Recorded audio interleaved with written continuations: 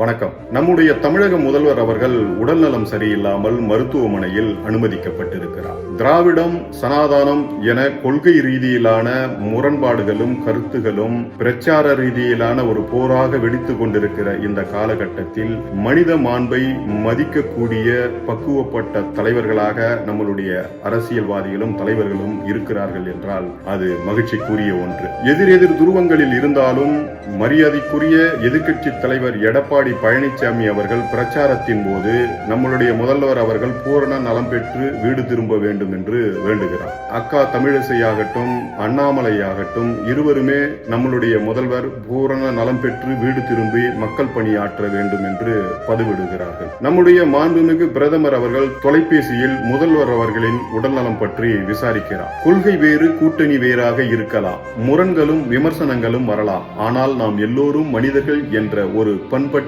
அரசியல் வேண்டும். தமிழக மக்கள் இதைத்தான் விரும்புகிறார்கள். நன்றி, வணக்கம்.